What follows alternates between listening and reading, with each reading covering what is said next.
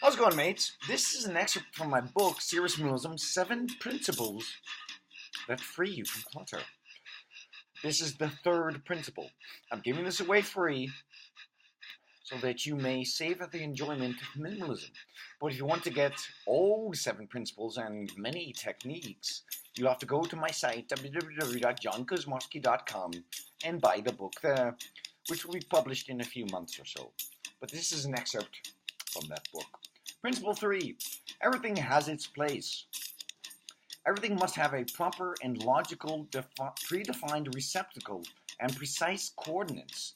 And when something is not in use, it must be returned to its predefined location. 2 things. This will help you with minimalism. It'll help you eliminate clutter and excavate your true potentiality. So it's important that you do it.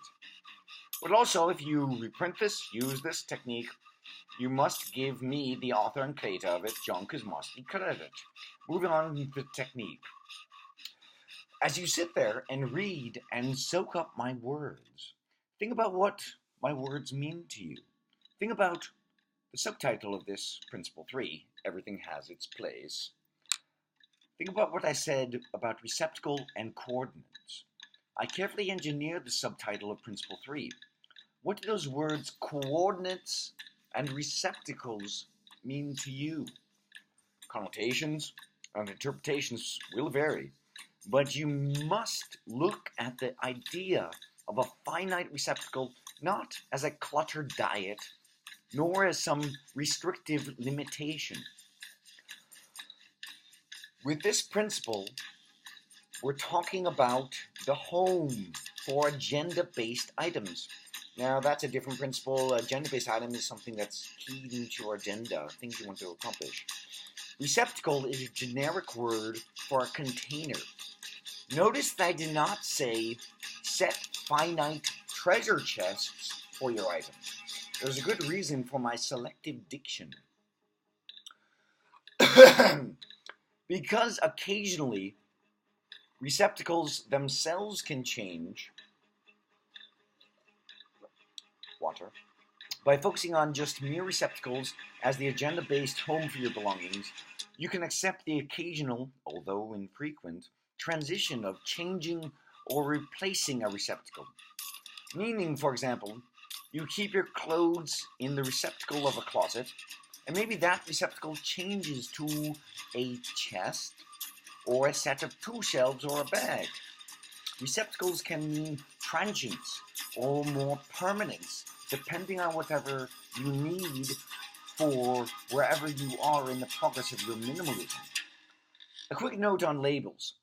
Labeling things and containers. That's great, but then, this is the catch, you must be certain to remove the label if and when it becomes unnecessary. A lot of times when I move into a place, and I've lived all around the world, I've lived in like 50 different abodes, a boat, house, shack, apartment, mansion, tent. I've lived in like 50 different places in the past 17 years. From 2001 to 2011, I lived in about 50 different places. Really. Now, a lot of times when I move into a place and am setting up my temporary habitat, right now I have a more permanent habitat in my home office with my ship. I label things, cabinets, and I don't use drawers that much anymore, but when I did use drawers heavily, I labeled those, like crazy. But then after a few months, I change things around and those labels are irrelevant. If the labels help you set up finite receptacles and coordinates, so be it. But have the flexibility to remove those labels if necessary. The whole point of this crucial third principle is to ensure the containers, shelves, bags, drawers, or other holders of stuff don't indirectly cause clutter. Improper clutter-inducing containers, unfortunately, can stymie minimalism. Fortunately, with the implementation of Principle 3, everything must have its place, this principle, you avoid that. Now, when you set finite coordinates you indeed have set finite coordinates for items. But those items can change. Indeed, change. Indeed, they occasionally, although infrequently, do change. The benefit of using coordinates is your item isn't glued to its location. If you travel or relocate, then your beloved electronic equipment or jewelry or whatever collection of items it is just gets updated coordinates. Allow me to explain something regarding changing one's environment. I've changed my living space, relocated and or completely moved, as I said before, over 50 times from 2001 to 2011. In that decade, I may have switched rooms, cities, countries, continents, shifting and completely relocating to a different location, dorm rooms or different lodgings or different apartments or houses. I even lived on a boat for a short while in the jungle a few or numerous times during that decade. I know very few people whom have moved as much as me, and my friends concur with that truism. By the way, jungle living was exquisite, particularly in the Yucatan Peninsula in Mexico in 2002, and in the bush on the east coast of Australia in 2010. That was fun times. I like the jungle, but I like my home office now. But alas, I am like a cat. Cats do not like change. Have you ever put a cat in a new environment? The Felis catus species. Bianca baby! Yes, there she is, my beautiful Felis catus companion. Bianca baby! Here she is. Hey, Bianca baby! Anyways, the Felis catus species typically likes familiarity, and a cat in a new environment will tend to freak out. Now that said, I've learned that some things are good not to change, and other things are great to change. But if you recognize that the home for your things is based on select finite receptacles and coordinates, then you have superb flexibility and stability. Why and how? Well, receptacles can be changed and coordinates can be updated, but they also can remain constant. You have that flexibility. Looking at the location of all your things as having finite receptacles and precise coordinates, you will have the adaptability to update those homes for your stuff if you so choose. But equally as important, you can keep them located in their current receptacles and location or coordinates as well. No, it's not beer. I don't drink beer. It's Monster Energy Clean, one of my favorite elixirs. Keeping finite receptacles and precise coordinates implies flexibility and the ability to eliminate junk you don't need and experience the elegance and productivity of minimalism. Allow me to expound on why and how everything having a designated position and location is complex. First off, let's say you have all these amazing holders and containers with elaborate, sleek, hiss-sound sealing lids. Maybe some of them have passcodes or are entire rooms devoted to them. In other words, picture the most exceptional containers possible. Maybe you built yourself elaborate racks to hold all these things. Right, but many of those things are useless. Wouldn't it be more challenging to eliminate something if you took the time to store clutter in exceptional containers? It does. Having improper containers can cause serious clutter unnecessarily. One important thing is when you relocate things, your life operating system slightly changes in ways. Now I have a couple of containers. One of them is it's a complicated thing. It's for unhealthy belongings, emotional overwhelm. Basically a clutter container. It's just a tote, Tupperware tote, and you can put all your clutter in there. Well, if you aren't a very advanced minimalist, you'll have too much clutter. But if you're a very advanced minimalist, you still have a tiny bit of clutter, and I put that in the tote. And then I have another tote for my files, my documents. But it's a very important thing to have containers that don't endow junk with unnecessary meaning. Moving on, set numerical, non-vague, crisp limits for item categories. It's a superbly aligning and centering practice to set numerical limits for things. One of the most brilliant mathematicians of all time, Sir Andrew Wiles, did something incredible in June of 1993. Now, he proved Fermat's last theorem. This was thought to be unprovable by scores of mathematicians. Don't worry if you don't like math, I'm not going to go too much into details of math. In addition to providing insight into quantity, space, and change, mathematics provides structure.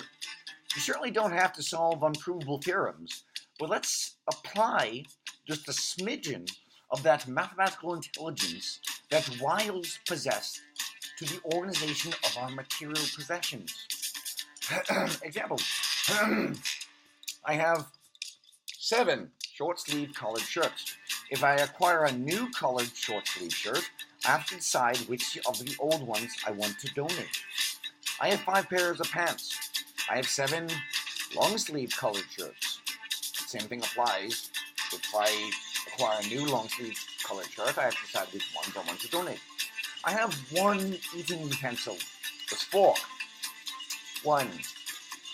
I have 2 eating containers, a large and small Tupperware bowl. One of them I got in Australia and I've used for the past 8 years. It costs about $4 and I keep it clean. That would have been $4 Australian dollars, I got from Australia. But the financial similarity between US dollars and Australian dollars is they're about the same. That is all I need. I have 2 knives, one for food, one for anything that's not food. I have 2 knives. Now I can go on, but the point is clear. Nothing more is needed. Anything more would be clutter and a disruptive distraction, something that uses up my time in maintaining it. I have more time than a non-minimalist, simply because it takes me less time to keep my home office maintained, clean, polished, organized, and structured. It's my home office ship. I like that. Those are just a few examples of how setting numerical limits on your things can be liberating. It's fun and really rewarding to know precisely how many you have of an item. Did our ancient ancestors have so many bearskin coats that they couldn't keep track of them? No, of course not. They most likely had 1 or 2. Now, it would be a fallacy to think that then collecting copious amounts of something is evolving. More junk is not evolving. Oh, nor is it and becoming a more evolved species. We do not evolve by drowning ourselves in swamps of clutter. So set numerical limits, friend, on your material possessions and feel the energetic liberation you get from understanding precisely how much of something you have. Moving on. Containers can thwart or amplify minimalism. The value of this concept is often underestimated and misunderstood, but it is really quite simple. In short, understanding that containers of any kind can actually hinder minimalism is vital. Some people actually get attached to their precarious, precious containers, their totes, their drawers, the shelves, boxes, receptacles, holding that precious clutter. You can see if the container for something is itself clutter, then eliminating the clutter in it will be all the more complicated. As you get closer and closer to achieving minimalism, you'll discover that inappropriately, i.e. non-minimalist, and ineffectively used containers and organizers are usually the enemy of minimalism. Containers and bags have a place and at times utility, but ultimately be wary of them. Think about a treasure chest. A treasure chest is a container in which persons, typically pirates, stored valuables. But anyone who thinks of a treasure chest connotes value to its contents because the container has been made special. A treasure chest could just as easily be a container for somebody's dirty underwear. The point is, you don't want something clinging to your life simply because the container endows an object with unwarranted value.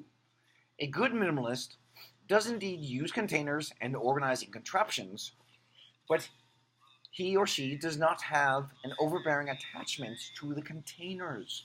The containers serve their purpose and nothing more. Moving on. Freedom of mobility. Indeed. Now I want to talk about freedom of mobility. Mobility is most inextricably linked to Principle 3. Everything must have its place. You don't have to be mobile. You don't have to move or relocate or travel. Whether you do or don't is irrelevant. What matters is that with Principle 3, relocation, mobility, and or travel is easy, natural, and convenient.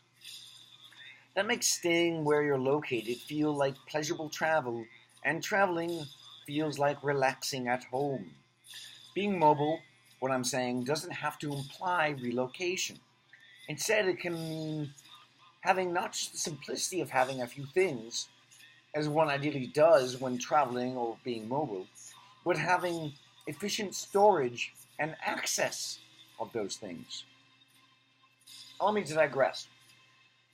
This digression is one of the most filthy, repulsive, and indeed nauseatingly disturbing instances of hoarding.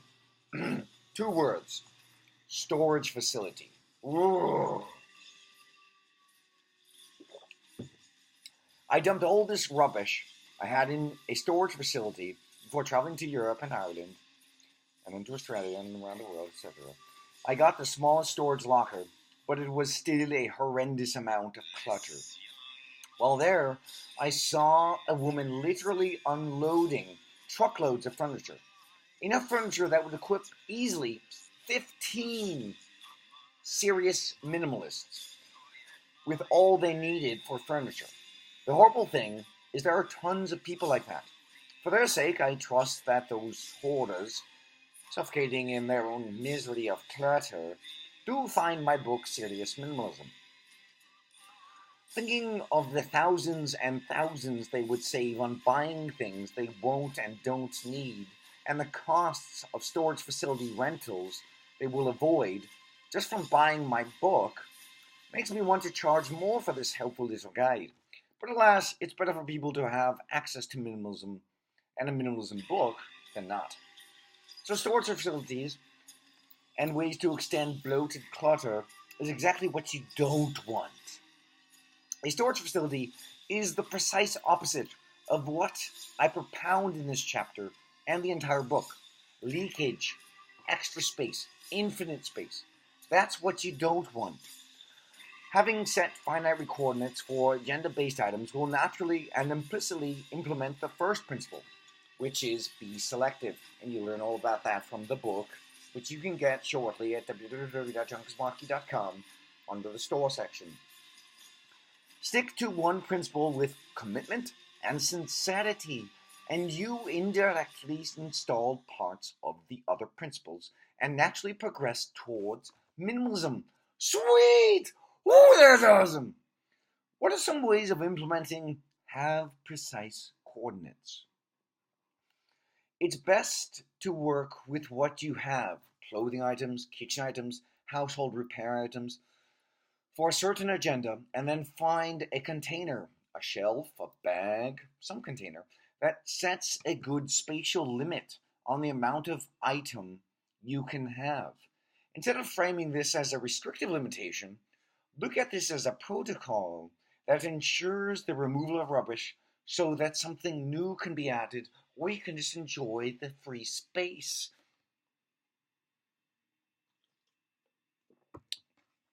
Here's another real-life example. During the course of writing this book, I deliberately packed things up.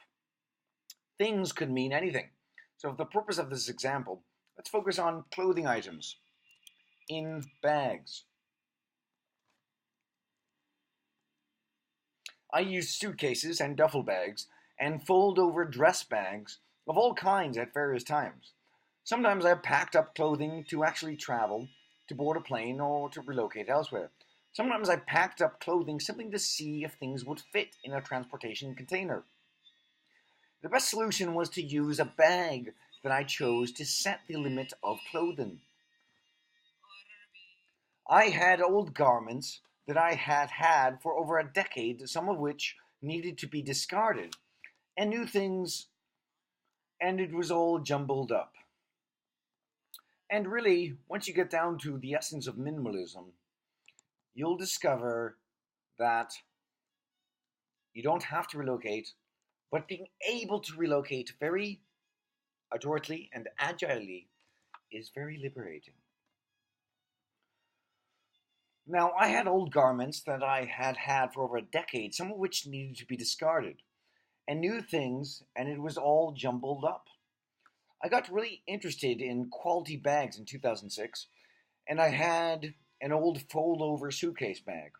I decided to make that finite receptacle for non-physiological clothing. What I mean by that is collared shirts, pants, anything I don't wear unless when I'm exercising, non-physiological clothing. It worked magnificently, ensuring I only kept the clothing that I wanted.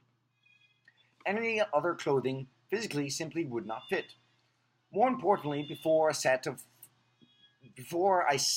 finite receptacle, when I wanted to relocate, I occasionally didn't know what to bring because all of it wouldn't fit. The best solution I found was to set one suitcase to hold all non-physiology, non-formal, already have separate finite location bags for that clothing. It worked.